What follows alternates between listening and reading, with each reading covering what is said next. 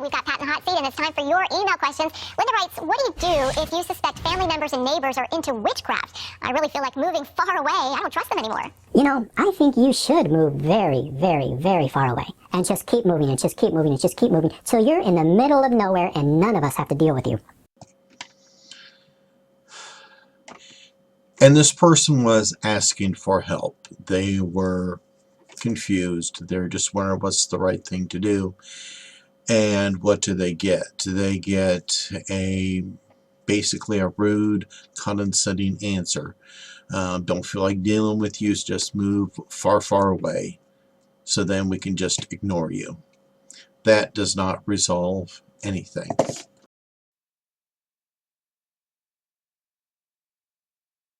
You hear cries of a wolf in the night. At least you hope it's a wolf. And neither you nor they have a dog.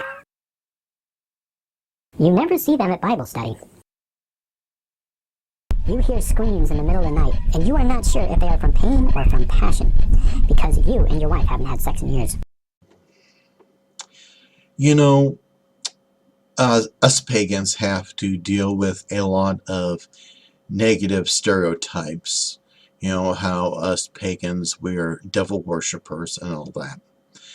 And that little segment right there, the little last part about the Christian lovemaking, this little segment there, that is also a stereotype. It is a negative stereotype towards the Christians. You know, this is about doing the right thing. So, Loken, if we are trying to fight pagan stereotypes, why do we promote Christian stereotypes? This is Emily, who says, I became born again when I was 5. Became born again when you were 5? How did you even comprehend what was going on? How did you sin before you were age 5 so that you could be born again? There are many different denominations of Christianity throughout the world. Each one of them has different standards. And a lot of them do teach Christianity at a very young age. So it is very brash for us to imply our pagan standards, our views from our beliefs onto theirs. But that's what he just did. I struggled with the occult in my younger teens. I've overcome my temptations with that. However, I'm worried it's still leaking into my life through my art. I don't intentionally make my art scary, but it comes out that way. If art moves someone to become scared or feel any emotion, you're on to something. Should I stop drawing? What should I do? Well, I think so. It sounds like to me that the subconscious thing is tending toward the occult and it's expressed in your art. I think that perhaps you ought to stop drawing. I actually do agree with Loken on this part. Art is supposed to inspire. It is a way to express how we feel. It is what makes art so wonderful. However, that's not the question here, because the question is, should she continue with her art due to her religious beliefs? Pat Robertson is, in her eyes, a spiritual leader, and so she was asking him about her spiritual choices. Okay, so a Christian should answer it. No, don't stop drawing. You should be drawing more. You should be expanding. You should be doing oils or pastels or whatever moves you to do, you should be doing. And you ought to focus on the Lord. No, don't just focus on the Lord. Focus on your art. Okay, Loken, you see, this is one of those moments where you are not qualified to tell this young lady what she should do because of her spiritual / religious situation.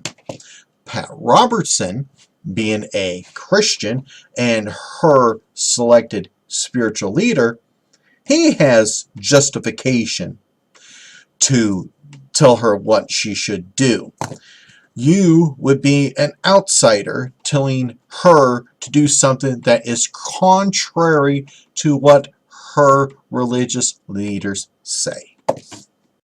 Turn your eyes upon Jesus, the song said. Look full in his wonderful face, and the things of earth will be strangely dim in the light of his glory and grace. Is it just me, or are Pat's ears actually growing away from his head? His ears don't even like him. A personal attack. All right, wanting to insult Pat Robertson because he has large ears. But I remember, Lyle Loken, you made a couple little end of the video little segments about, people might not agree with you, so maybe they should think things out and not do these brash little insults. And one of the comments you mentioned was about big ears. So, apparently, I would say, this is just a guess, you've gotten a couple of comments through the years about the size of your ears. Well, isn't it wrong for you to insult somebody? Isn't that a personal attack?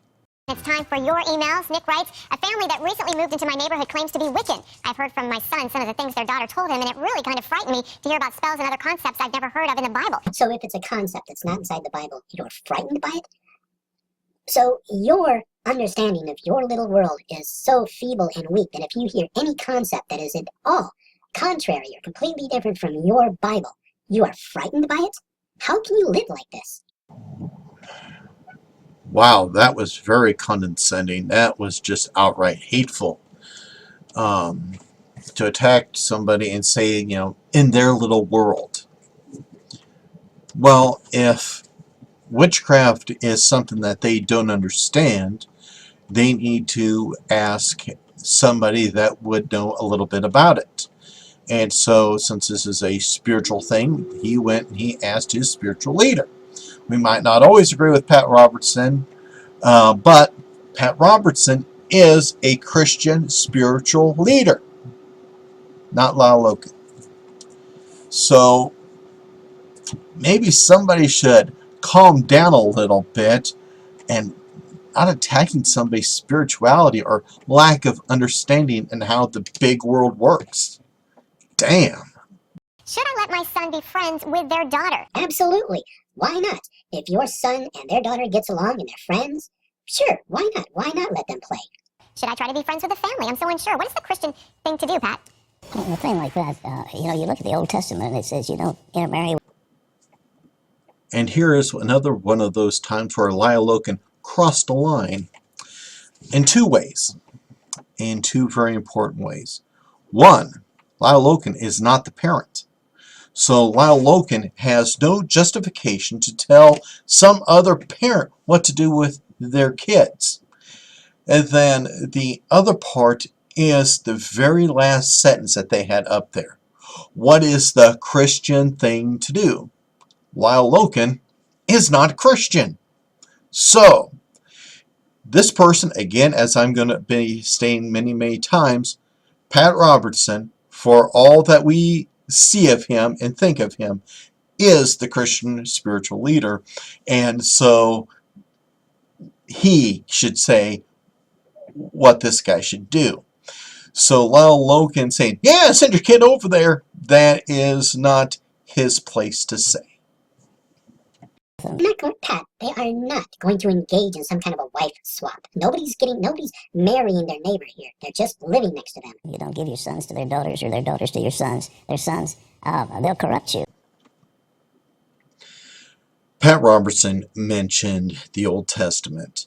And in the Old Testament, there are various verses about shunning and avoiding people of another belief system.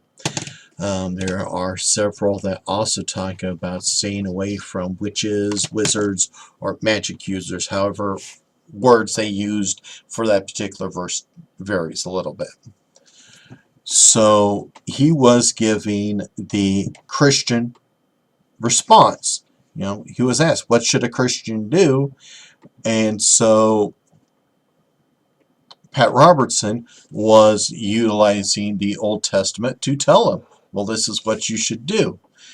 Various Christian churches, depending on the denomination, place importance on the Old Testament to various degrees. There are some that don't use it. There are some that rely upon it heavily. Depends on the denomination. But the question was, what should the Christian do? And Pat Robertson was the one that should answer that question. Pat. And, these people, they say these are white witches versus black witches. There's no such thing as good witch. I mean, it's all demonic.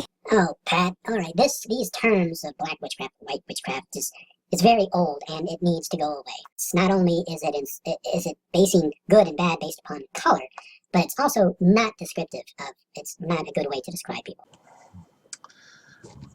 All right, now, I'm no expert at paganism. I don't know everything and all, but I do know this.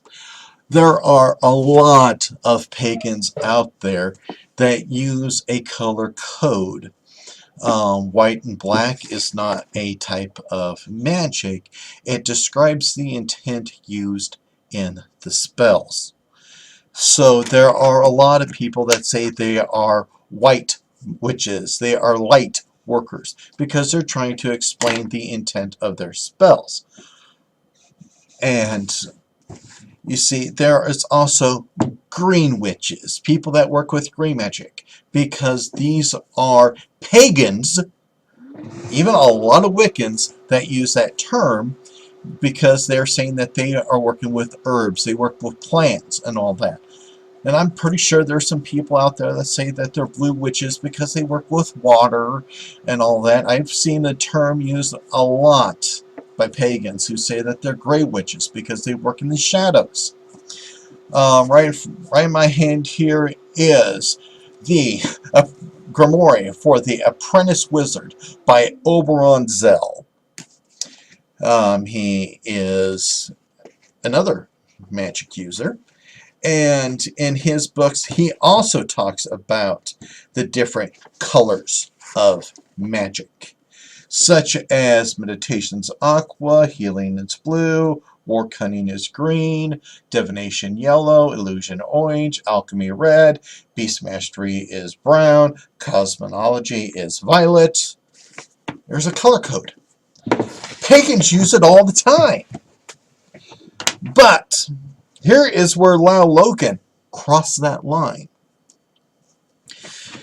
You see, the Christians believe that magic is bad. They look down on it severely. There are many, many parts in the Bible that talks about stoning witches and that, especially in the Old Testament. So if Pat Robertson wants to call witchcraft black, and he is talking to other Christians because it is their religious, their spiritual interpretation of magic, he can do that because that's his spirituality. It's not pagan, because Christianity is its one religion and paganism is another religion. How dare Lao Loken take his pagan Wiccan views and try to force them on the Christians. That was very wrong of Lao Loken. Hypocritical.